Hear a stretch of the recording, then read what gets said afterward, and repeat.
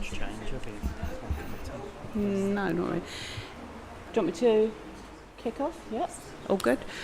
Evening, councillors, evening officers, and any parties attending online. I think there's only one. Oh no, it's an officer, so that's all right. Good evening, all. Right, I'm going to follow my own rules and look for my phone. So if you can just make sure your phones are switched to silent. So let's do that first. Silent. Right, switch to silent. Can all members and officers in physical attendance make sure you've muted your device? And any remote participants keep their camera and microphone off unless they wish to speak, and ideally not use their camera as it affects the quality of the IT connection. I think I'm talking to myself there because I don't think there's anyone else online other than the officer. Please note that this meeting may be recorded and data collected during the recording of the meeting will be retained in accordance with the Council's data retention policy, and the recording of the meeting may be added to the Council's website. Members accessing the meeting remotely should use their SPC or KCC laptop to participate virtually. If you join using the link on the website or on a mobile or a tablet device, it is not possible to identify you and you will not be recorded as in a remote attendance. Members, please speak loudly and clearly into your microphones and switch off your microphone after speaking. Okay, so evening everyone. Welcome everyone tonight to the Economy and Property Committee meeting. We've got in attendance tonight Head of Place, Joanne Johnson, Interim Property Services Manager, David Johnson, who's online. We've got the Head of Environment and Leisure, Martin Cassell, and in Democratic Services we have Kelly McKenzie, and we also have tonight Faith. Faith, I can't read your last name. Faldoon, who is here on work experience, and she'll be here till 7:30. So she'll be learning from our meeting, I'm sure. There's no fire drill tonight, so if the fire alarm sounds, please go make your way to the fire exit and out there. Don't use the lift and assemble at the outside point. Anyone in attendance needs assistance? Yep, noted. So we've taken a note of that, thank you. Right, apologies for absence and confirmation of substitutes. So we have apologies from Councillor Terry Thompson, who is substituted tonight by Alistair Gould. Councillor Alistair Gould. Councillor Simon Clark, who is substituted by Councillor Angela Harrison. Anyone else? Have we got any other apologies? No?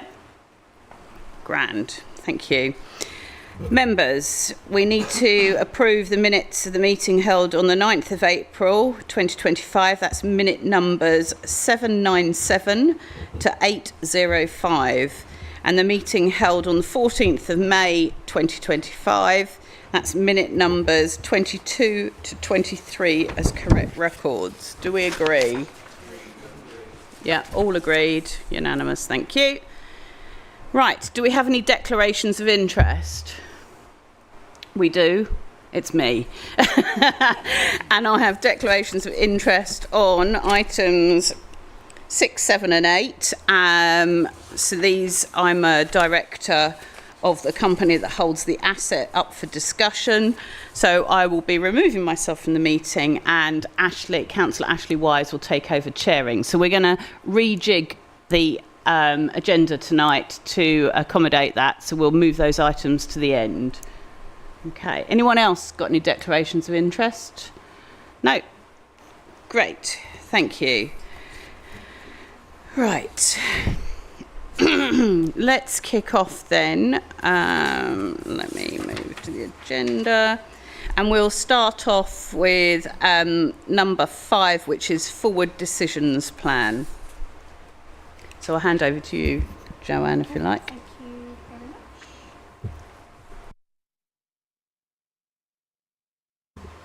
Oh, before I interrupt you, anyone that's looking at this online, you might find that there's some peculiarities about our agenda online tonight. There's some links through to other bits which don't make sense, so just ignore them. You'll see highlighted on the external agenda, it's highlighted with an underscore, links through to the PDFs for the reports. So I just wanted to make that clear. I think there's a gremlin in the IT system that's going to be worked on. Thank you very much, Chair. So the forward decisions plan, you will be familiar with the vast majority of the items on there. They're repetitions from previous meetings that you've seen. There are two new additions, which is the Sheerness Revival Levelling Up Fund update and interim evaluation, which we've scheduled for the October meeting. Whilst we have a member working group to oversee the governance of the Levelling Up Fund project, we're aware it hasn't actually been to committee for quite some time, so we thought members might welcome an update there. Similar rationale for the addition of Queenborough and Rushendon, the Housing Infrastructure Fund HIF project. It's a project that the council's received quite a lot of money to invest in. I don't believe we've brought you an update on that, certainly in my tenure here at the council, so a good few years. So we felt it would be appropriate to bring that, an element of scrutiny of how those funds have been delivered. That hasn't got a date attached to it yet. We're hoping that Homes England colleagues would join us for that meeting, so that will also be to a degree subject to their availability. But other than those two new items, you've seen these ones before. Thank you. Councillor Kavanagh. Thank you, Chair. I would like an update, on the forward plan about Fountain Street and any other property that we've been disposing of, because I've spoken to Kieran Mansfield informally a couple of times, but I don't think it's ever come back here. So it would be nice when we've had a decision at this meeting to have the end result come back. Does that make sense? Thank you. Yeah, I mean, I think what we can do is probably do that by round robin email, is give you an update on that. That's probably the easiest way to deal with that. Is that okay? Yep, that's fine. Okay, anyone else on the forward decisions plan? I mean, from my perspective, I'd quite like to, I think the Queenborough and Rushendon update and interim evaluation is really important, and I think that should be brought forward as soon as possible into our meetings. So if we could, I know there's a few nods. Councillor Wise. Yeah, thank you very much, Chair. Just in support of that, I think this would be a really good opportunity for the committee. I'm sure there's lots of members here that will have lots of questions around that. It's not an insubstantial amount of funding that had been allocated for that. So there's quite a lot of public interest, I'd say, in that. And also just to welcome that there'll be the update, obviously, on the Sheerness Revival project, because I think the working group are doing a really good job. I think those are really good meetings, and I've enjoyed being a part of those. But obviously there'll be quite a lot of progress to report at that point. I'm sure there's people here in the room that have been at the various groundbreakings and stuff. But if you go past those locations, you can see things really taking shape. So I think as well, for the committee to have that in open session to discuss that as well, that would be really, really welcome. Thank you, Chair. Okay. We've taken note of that. Thank you. Right. So, as I said earlier, items... Is that okay? We've finished on that one? There's nothing else to add. Good. Lovely. Right. Items 6, 7 and 8 will be dealt with by Councillor Wise when I've left the meeting. So we're going to skip straight forward to agenda item 9. So this is quite speedy going through the agenda tonight. Right. Martin, please, and give us an update on the beach hut. Thank you, Chair. Thank you, councillors. Here on behalf of Jay tonight. Unfortunately, he couldn't make it, but this is the third and hopefully last attempt at getting the beach hut project over the line. So the committee will remember that in December we approved a contractor to undertake the works. Unfortunately, despite multiple methods and time spent, the contractor has not returned any communication with us, having tendered for the project. Therefore, in January, we sent a final letter tracked mail to try and get a response, got none, and therefore we took the difficult decision to abort that tender and start a new one.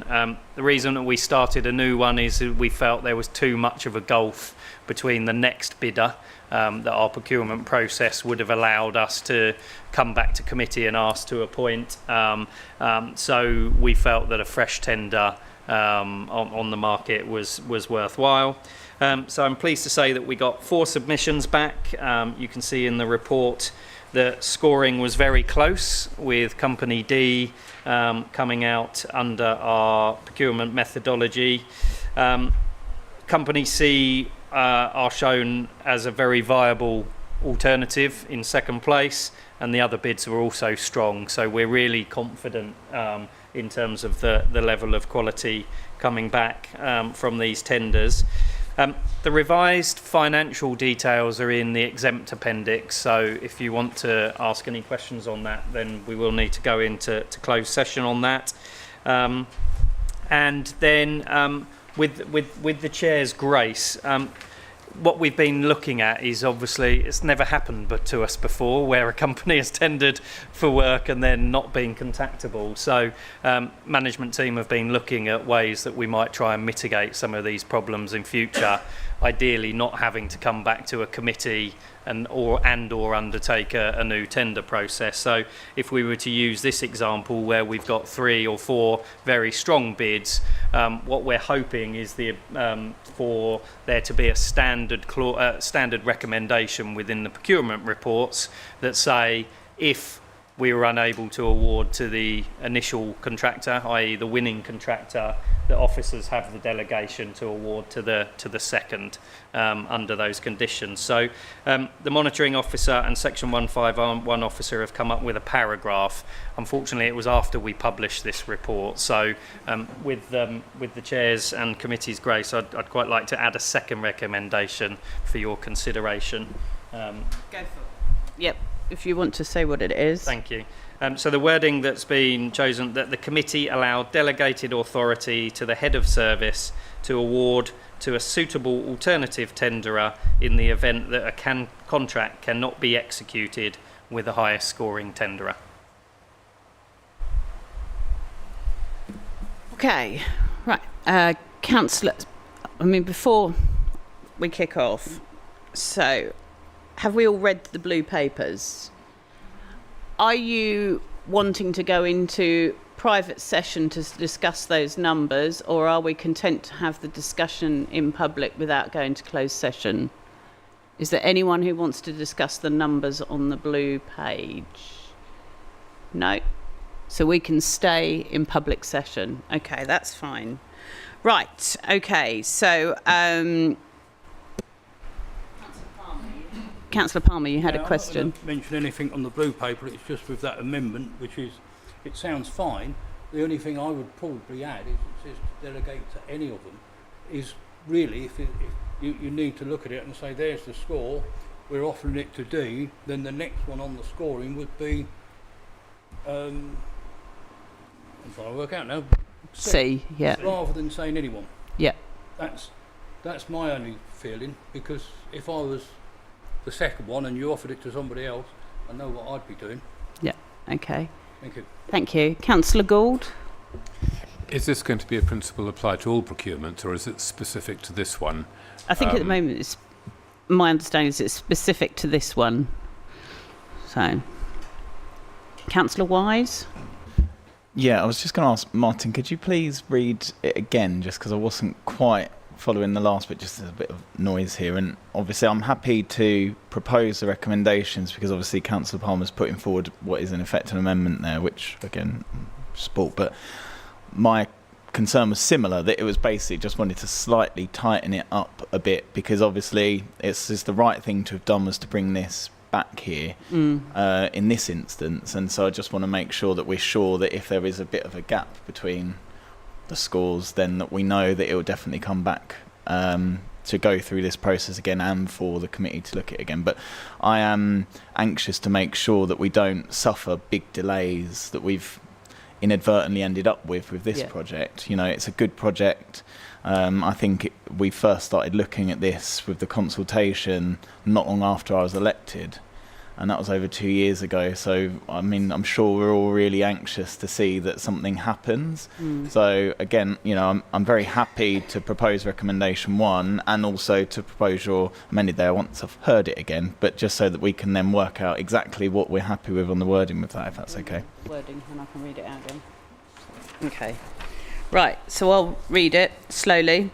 That the committee allow delegated authority to the head of service to award to a suitable alternative tenderer in the event that a contract cannot be executed with the highest scoring tenderer. So I think it should be awarded to the next suitable alternative. So if we add the word in next, that will hopefully... And if you're happy, I'm quite happy to second it as well. Thank you. Okay, so if I'm happy to propose that from the chair, and then you're Councillor Palmer's seconding. Okay, so I'll read that out final time, that what we're proposing here and seconding is that the committee allow delegated authority to the head of service to award to the next suitable alternative tenderer in the event that a contract cannot be executed with the highest scoring tenderer. Okay, so we're deleting A and putting in the next suitable alternative. I've amended your paper for you. Okay, do we want to speak to the amendment? Councillor Wise. Sorry, I don't want to be picky at all. I'm just want to make sure that when we're saying suitable, that there's no real big gulf between the next one. So, I mean, I know that we will understand that officers will be looking along those lines. Yeah. Well, I think it's in the order of that table. So they would have to go through by saying the next. It would be the next.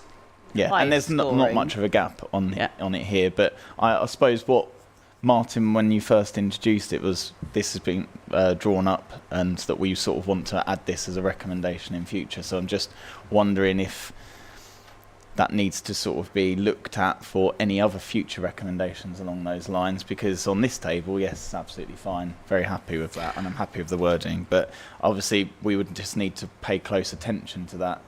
I'm quite happy that, sorry, I'll bring you in a moment. I'm quite happy if it's that they need to notify the chair and the group leaders. Yeah? And then you've all got a tab on what's going on. Or the group. Councillor Palmer. I could accept. The trouble is, where it says suitable, even if there's a big gap, sometimes the cost of procurement could eat up that gap, so you could spend more money just going because there is a sufficient gap. But I would say maybe the spokesperson for the group who are on this committee. Yep. Because they'll be more in tune with what's been going on, hopefully. That's fine. So the chair and the spokes, so we're adding the wording to the amendment to include notifying. Yeah, go on then. Yeah. So I absolutely recognise the point, and I think the intention is that we will use it for future procurement. So officers, when they download the report to start writing it, there's different versions of it, and there's one specifically for procurement. So it has all the right wording and everything within it. I can absolutely feed back. I think the next alternative is fine. Yeah. Obviously, what we don't want to be is so prescriptive, because if number 2 is uncontactable, I don't then want to have to come back for number 3, and then we're back where we were. So I think rather than make big, do what the committee's happy with tonight, and then what I'll do is feed back to the monitoring officer and section 151 and say we just need a little bit of clarification, because you're right, if it's suddenly £1 million more contract and much lower quality, clearly an officer's not going to want that delegation either to award in that situation. So I actually think there's something that you can do in the report, and it goes back to Councillor Gould's question, which is it for all circumstances? I think where an officer is saying actually all 4 companies are entirely suitable and within the budget framework, then clearly that can be covered in the report. Whereas if you're saying actually we would only award to number 2 and then we would go back out to tender, we can probably capture that so that it's specific to different scenarios. But again, I would feed that back and maybe ask policy and resources. Yeah, so as far as I'm concerned, on this committee tonight, we're making this decision applicable to this award. If there is standard wording coming forward for any delegations on contracts going forward, that's to be dealt with in the future. But this is specific. So if you want to go away and talk to the colleagues dealing with tendering and come up with some standard form of wording to cover future scenarios, that's fine. But this is specific to tonight's decision only. And then we don't set a precedent for it. Sorry, one final comment. We've been told as heads of service to that because of the no councillor having individual decision making, to try and avoid that in consultation with chair. So again, I would just say that's something we've all got to find our feet on that, but I think you're suggesting multiple people. Yeah, well, I think that's why we had it's me and the spokespeople from each group. Seek their opinions. Consultation. Yeah. Yeah. Notify, I think, were the words I said, which is you're notifying them just so that we can keep a tab on what's happened. Councillor Wise? Yes, very happy with that. I'm happy to second that proposal. Thank you, Chair. Excellent. Right. Are we happy to vote on that amendment? Good. Right. Everyone agree? Those not? No abstentions. That was unanimous. Thank you. Right. We're done on that one. We have agreed that one. Okay, let's have a look. I think that might be. So is that on both recommendations or on the amendment? That's on the amendment. So we've got to go back to the first item, which is the first recommendation on there. Would you like me to read it? Yep. I'm just getting back to it. Sorry, I've closed my paper. That reads that the committee approves the appointment of Company D for the completion of Lot 1 at a sum of 223,588. Okay. I'm happy to propose that. I've got a seconder. Okay. Anyone got anything to speak to that particular item? No? Let's go straight to the vote then. All those that agreed? Excellent. That's unanimous. Thank you. Right. That's my stint. I think that's my stint over, isn't it? It is. Right. So we'll just have an adjournment for 3 minutes to swap chairs. I'll leave. Councillor Wise will take over the meeting. Thank you all. And I'm sure I'll see you soon. I'll leave Ashley, I'll leave you the chair's notes there. Right. And that. And I don't need that. That's back to you. So.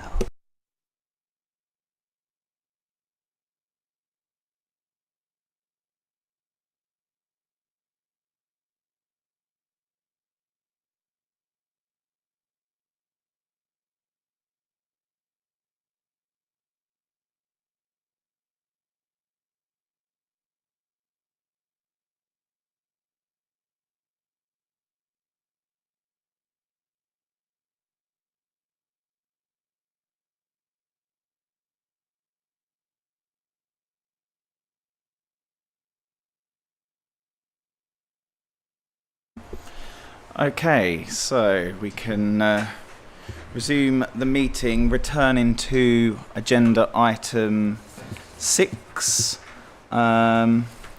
which is 34 High Street, Sittingbourne disposal. I will ask Joanne Johnson, Head of Place, to introduce the report, and David Johnson, Property Consultant, to speak on that as well. Thank you. Thank you very much, Chair. I'll defer straight away to David Johnson, who is the report author. Thanks, David. Good evening, I hope you can hear me. Thank you very much for allowing me to join online, and if it's okay with you, Chair, I don't propose to read the whole report, but I'll give you a brief overview of it and then just run through the recommendations if that's acceptable. So Swale Borough Council purchased the property some 10 years ago now with our then partners U&I Limited, with the aim for it to be a hub or a location to encourage the arts in Sittingbourne. More recently, the property was let to Swale Media Arts, who vacated the premises a few months back and is now vacant. Our partners, U&I, well, they were U&I, they've now been acquired by Landsec, have expressed their interest in disposing of the asset and winding up the company, which we are 50% shareholders of. And to achieve that, they've requested that we look to dispose of the property. Now, Swale Borough Council is restricted by an agreement in terms of reference to the company that should there be a disagreement between shareholders, that ultimately the company would be wound up and assets disposed of. So we don't have huge amounts of latitude in what it is we want to do with the property. At the moment, it's vacant, it's costing us business rates, and there are some capital expenditure which we would need to spend on it if we were to re-let it. So there's the recommendations of the report, as you can see, are that the council, in its role as shareholder in Opportunities for Sittingbourne Limited, agree with its partner U&I Limited to dispose of the freehold interest in 34 High Street, and that the property be declared surplus and placed on the open market to effect a freehold disposal, and that authority is delegated to the head of place in consultation with the head of Mid-Kent Legal Services to negotiate a freehold sale of the property and implement any subsequent winding up of Opportunities for Sittingbourne Limited, and to complete the necessary legal formalities. The Policy and Resources, and lastly rather, that the Policy and Resources Committee endorsed the winding up of Opportunities for Sittingbourne Limited on a successful disposal of 34 High Street. You will have all also hopefully seen the blue paper which outlines a valuation of the asset which we had externally undertaken. Happy to take any questions or run through it in a bit more detail if required. Thank you, Chair. Thank you very much for introducing that, David. Attached to this item was a exempt appendix, so another blue paper item. Can I just check with anybody here if they wish to discuss anything that was in that? That's item 8, appendix 2. If it does arise, please can you say, so that we can go into closed session for any discussion around that. But otherwise, do members have any questions or points they wish to raise at this juncture? Any questions for the report? No? Okay, in which case, are there any proposers for the recommendations? Yep, Councillor Tucker. Councillor Palmer? Yeah, I'll second it. You're seconding it? So they're on there, so we will move to a vote if there's no further questions or comments on that. All those in favour of the recommendations on item 6? Anybody against? And any abstentions? That was unanimous. So that's, I think, concludes the business, as we've already addressed the forward plan. So I close this meeting at 7:29 p.m.